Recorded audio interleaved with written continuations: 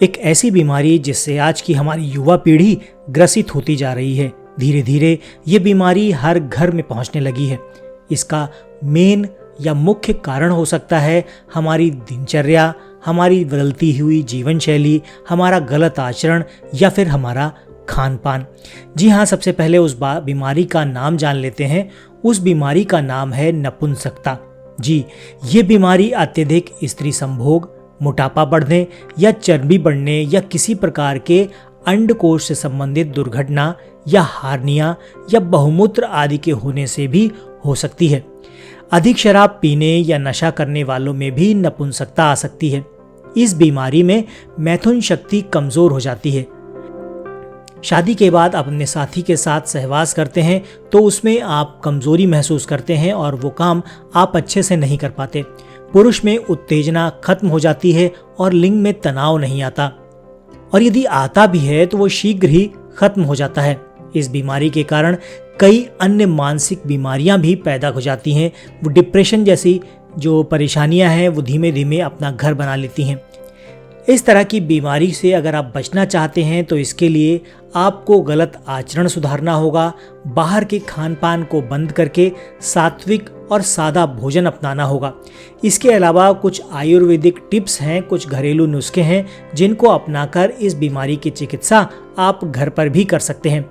सबसे पहले बात करते हैं लहसुन की। तो इसके लिए लहसुन की 6 से 8 कलियों को आप छील लीजिए, उनको घी में तलकर पीस कर उनको खा लीजिए। ऐसा करने से भी ये बीमारी दूर हो जाती है। कच्ची कलियां 2 ले लीजिए, उसको शहद के साथ भी आप ले सकते हैं। दूसरा उपाय आप क्या कर सकते हैं, सुबह के समय गाय के गर्म दूध के साथ तुलसी के बीज और गुड़ बराबर मात्रा में मिलाकर लेने से नपुंसकता की बीमारी दूर होती है। दूध में 2 छुहारे और किशमिश डालकर पीने से भी इस बीमारी में कमी देखी गई है। प्याज के रस में शहद मिलाकर चाटने से आपके शरीर में वीर्य बढ़ता है, वीर्य की वृद्धि होती है। 1 कप गन्ने के रस के साथ गेहूं के दाने के बराबर चूना पति और पत्नी दोनों की नपुंसकता को खत्म करने में सक्षम है। पति के शुक्राणु को बढ़ाने का काम और पत्नी में अंडाणुओं को बढ़ाने का काम ये चूना अकेला कर सकता है। बस ध्यान इतना ही रखना है कि चूना जो भी लेना चाहते हैं उनको कभी भी पथरी की शिकायत ना रही हो। इसके अलावा एक प्रयोग आप और कर सकते हैं।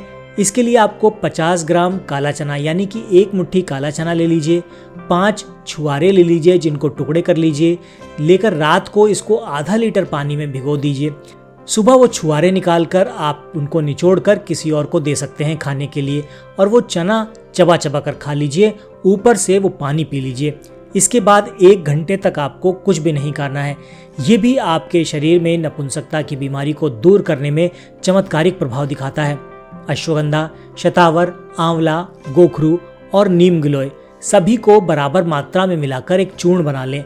इसको 1-1 चम्मच की मात्रा में प्रतिदिन 3 बार सेवन करना है। इसके सेवन से बल वीर्य की वृद्धि होती है, स्वप्न दोष, शीघ्र पतन और नपुंसकता आदि विकार दूर हो जाते हैं। ये हर मौसम में लिया जा सकता है।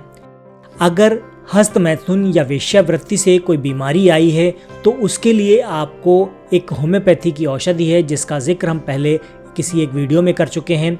उस औषधि से भी ये बीमारी दूर कर सकते हैं आप। उस औषधि का नाम है nux vomica, NUXVOMICA, nux vomica. इसके आगे एक नंबर लिख लीजिए 200, नक्स वोमिका 200। इसको आप होम्योपैथी मेडिकल स्टोर से आप ले आइए। इसकी 2-2 बूंद दिन में 3 बार पेशेंट को देनी है। अगर हस्त मैथुन को किसी को प्रॉब्लम है तो उसको 1-1 बूंद सुबह दोपहर शाम दे दीजिए। ये उस बीमारी में बहुत अच्छा काम करता है। और चूना, जैसा कि हमने बताया, नपुंसकता में और जिसको हस्त मैथुन की आदत है उसको चूना ज़रूर दीजिए।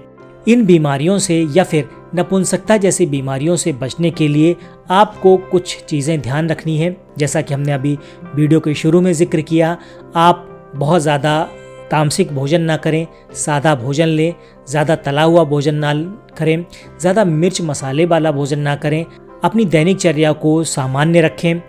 उसके अलावा आप गलत साहित्य, गंदा साहित्य पढ़ने से बचें।